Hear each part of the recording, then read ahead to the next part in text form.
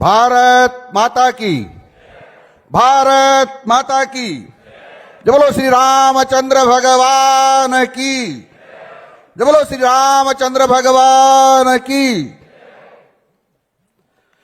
29वें राज्य स्तरीय भामाशाह सम्मान समारोह में मंचस्थ विराजित कार्यक्रम के मुख्य अतिथि राजस्थान के लोकप्रिय मुख्यमंत्री श्रीमान भजनलाल जी शर्मा, माननीय उप मुख्यमंत्री जी प्रेमचंद जी बेरवा साहब, माननीय जिला प्रमुख बहन रमा जी चोपड़ा,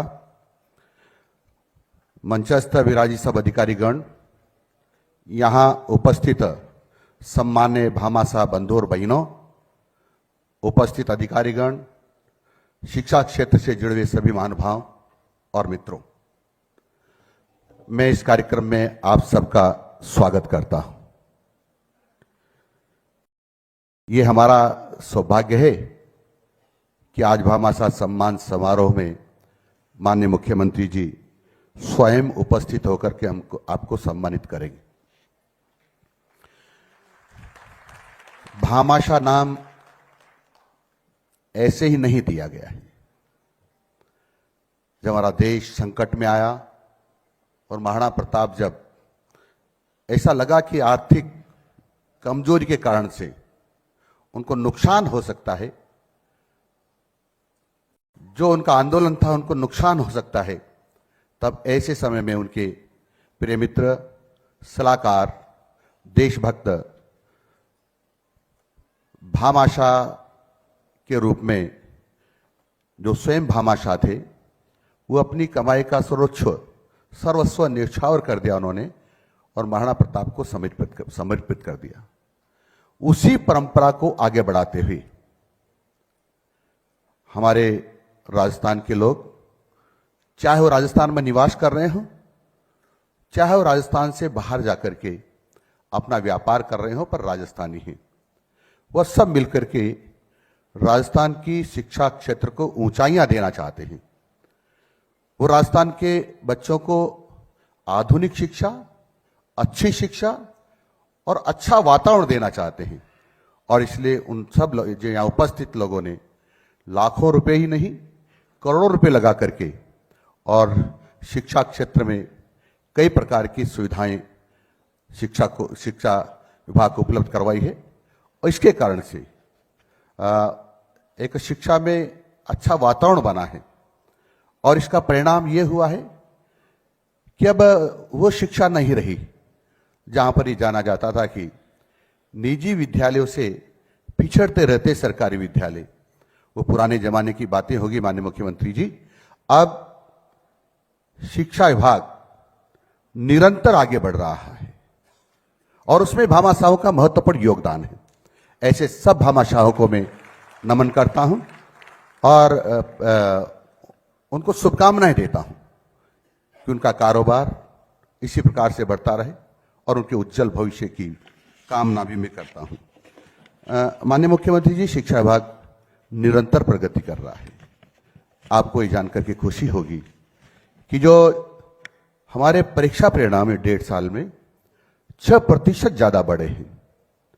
6% जो बहुत बड़ी बात होती है। आपको जानकर भी खुशी होगी कि हमने कुछ आंकड़े निकलवाए, विश्लेषण किया। तो मैं कोटा विभाग का विश्लेषण के रूप में आपको बताना चाहता हूं कि जहां 93% से ज्यादा अंक लाने वाले 265 छात्र छात्राएं कोटा जिले की थी, उसमें 112 निजी विद्यालयों की और 153 सरकारी विद्यालयों के हैं। ये पूरी हाड़ौती की बात करूं मैं तो 989 बच्चे सरकारी विद्यालयों के हैं जिन्होंने 90% से ज्यादा अंक प्राप्त किए हैं और 782 बच्चे निजी विद्यालयों के हैं। यानी निजी विद्यालयों का कम रहा है। और मैं यदि तुलना करता हूं ग्रामीण और शहर का, तो मुझे भी कष्ट होता है, आपको भी कष्ट होगा कि शहर पिछड़ गए हैं और ग्रामीण क्षेत्र में शिक्षा बहुत तेज गति से बढ़ रही है। बहुत तेज गति से बढ़ रही है, यानी दुगुना और तिगुना अंतर हो गया है। मैं एक शहर का ही उदाहरण देना चाहता हूं, एक जिले का ही, नाम नहीं बताऊंगा यहां, कि 90% अंक प्राप्त करने वाले उस जिले में 2 बच्चे हैं निजी विद्यालयों के, और सरकारी विद्यालयों के हैं 282 बच्चे। ये बहुत बड़ा अंतर हो गया है। जबकि मैं भी जानता हूं और आप भी जानते हैं कि जो हमारे शहरों के विद्यालय हैं उसमें लगभग अधिकांश पद भरे रहते हैं। ग्रामीण विद्यालयों में पद शहरों की अपेक्षा खाली ज्यादा रहते हैं। वहां सब प्रकार की सुविधाएं नहीं हैं। वहां कोचिंग की सुविधा नहीं, ट्यूशन करने की सुविधा नहीं। फिर भी गांव में पढ़ाने वाले जो हमारे शिक्षक हैं ज्यादा मेहनत करते हैं, और शहर में पढ़ाने वाले जो शिक्षक हैं कम मेहनत करते हैं। और फिर भी लगातार हमारे पास लाइन लगी रहती है कि हम शहर में आएंगे, और शहर में रहने वाले शिक्षक आवेदन दे रहे हैं लगातार कि हमको यथावत रखना, चाहे हमारा परीक्षा परिणाम कुछ भी रहे। मैं समझता हूं इस पर सब पर हमको विचार करना पड़ेगा कि हमको क्या करना है। आपके नेतृत्व में बहुत बड़ा काम हुआ है। ये जो पूर्ववर्ती सरकार थी उसने बच्चों को साइकिलें नहीं बांटी थी। 2-3 वर्षों से साइकिलें नहीं दी गई थी। आपके नेतृत्व में और आपके मार्गदर्शन में भारतीय जनता पार्टी की सरकार आने के बाद आपके नेतृत्व में हमने 10.5 लाख साइकिलें हमारी बहनों को दी है, जो बहुत बड़ी उपलब्धि है। यही नहीं, हमारे जो मेधावी छात्र हैं उनको लैपटॉप यानी टैबलेट भी देते हैं। 2-3 सालों से उनको नहीं दिए गए थे। आपके नेतृत्व में, आपके निर्देशन में और आपके आदेश से हमने 88,000 लैपटॉप सभी बच्चों को एक साथ दिए हैं, ताकि वो ठीक प्रकार की शिक्षा प्राप्त कर सकें। बहुत बड़ा काम हो रहा है। हम ICT लैब बना रहे हैं। हम कोशिश कर रहे हैं आधुनिक से आधुनिक जितने साज सज्जो उपकरण वगैरह हैं सब सरकारी विद्यालयों को उपलब्ध करवाएं और उनको अच्छी से अच्छी शिक्षा दे सकें, और ये हमारा निरंतर प्रयत्न रहता है।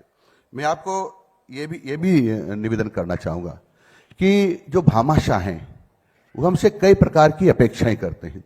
अपेक्षा ये नहीं करते कि उनको कुछ दिया जाए, अपेक्षा ये करते हैं कि जो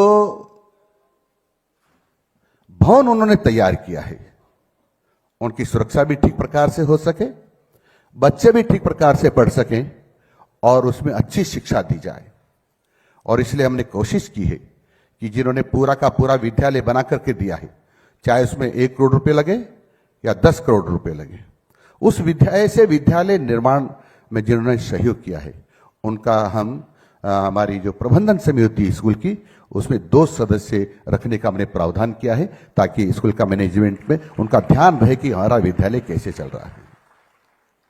हमने यह भी कोशिश की है, यदि वो सिफारिश करेंगे कि हमारे यहाँ प्रिंसिपल ये अच्छा ये होना चाहिए, तो उनकी सिफारिश पे भी विचार किया जाएगा, ताकि वो प्रिंसिपल उसको लगाकर जो उनकी मंशा है कि अच्छी शिक्षा मिले और उसको भी साकार रूप देने का हम प्रयत्न करते हैं। माननीय मुख्यमंत्री जी, यहाँ 135 भामाशाहों को हम सम्मान करने वाले हैं, पर उसके पहले एक निवेदन मैं आपको कर देता हूं कि जो IIT का पैसा था 2-3-4 साल से बकाया चल रहा था, पिछली सरकार ने दिया नहीं था। आपने मुख्यमंत्री बनते ही सीट पे बैठते ही लगभग 600 करोड़ रुपए का भुगतान पिछला आपने किया है। और कुल मिलाकर बात करूं मैं तो आज तक हम 2000 करोड़ रुपए का IIT में भुगतान कर चुके हैं। यह बहुत बड़ी राशि है, सामान्य राशि नहीं है। लेकिन आपने ने बच्चों का शिक्षा पर ध्यान देते हुए उनकी शिक्षा का स्तर और सुधरे, और इसलिए ये कोशिश की है ताकि हमारे बच्चे भी जो धारणाएं हैं, जो गलत है धारणा, बहुत अच्छी नहीं है, पर जो धारणाएं बनी हुई थी कि निजी विद्यालय में बहुत अच्छी शिक्षा होती है और सरकारी विद्यालय में अच्छी शिक्षा नहीं होती, फिर भी आपने उनकी धारणाओं को ध्यान रखते हुए और का भुगतान 2000 करोड़ का भुगतान किया है। और अब की बार हमने आईआईटी में जो 2,04,000 बच्चों को एडमिशन दिया है। पिछले साल हमने 2,18,000 को प्रवेश दिया था। और इसलिए क्योंकि जो जनता में ये बातें होती है, उस बातों का भी उनका भी सम्मान हम रखना चाहते हैं, इसलिए उनकी मंशा के अनुसार भी हम काम करते हैं। लेकिन अब वो धारणाएं ठीक नहीं रही है। इसलिए नहीं रही कि सरकारी विद्यालय का परीक्षा परिणाम पहले की अपेक्षा निरंतर बेहतर होता जा रहा है, अच्छा होता जा रहा है। और मैं कहूं निजी विद्यालयों के बारे में भी, तो निजी विद्यालयों में भी जो मैंने विश्लेषण किया है, सरकार जो शहरों में पढ़ने वाले बच्चे हैं उनका परीक्षा परिणाम कम है और ग्रामीण में परीक्षा परिणाम ज्यादा है। यानी गांव में ज्यादा ध्यान दिया जा रहा है। यानी कई प्रकार के अभाव में जीने के बावजूद भी। आपको एक निवेदन और कर दूं जो मुझे करना चाहिए, क्योंकि निजी विद्यालय में वो बच्चे जाते हैं जिनके माँ बाप के जेब में कुछ पैसा होता है और वह घर पर भी सभी प्रकार की सुविधाएं उपलब्ध करा सकते हैं। लेकिन सरकारी विद्यालय में वह बच्चे जाते हैं जो अभाव में जी रहे हैं, जो माँ बाप बहुत गरीब हैं, उनके लिए सुविधाएं नहीं जुटा सकते हैं।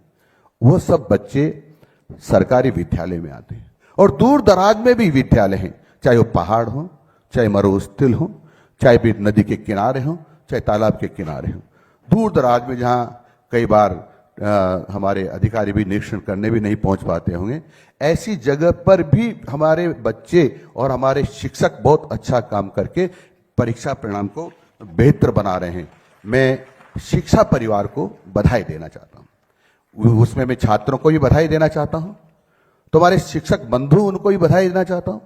मैं बधाई देना चाहता हूं हमारे सभी अधिकारियों को, और मैं बधाई देना चाहता हूं माननीय मुख्यमंत्री जी को कि उन्होंने सब प्रकार की सुविधाएं हमको उपलब्ध करवाई है और इसलिए हम इस परिणाम तक पहुंच सके हैं। इसी के साथ मैं अपनी बात को यहीं विराम देता हूं। नमस्कार, जय हिंद।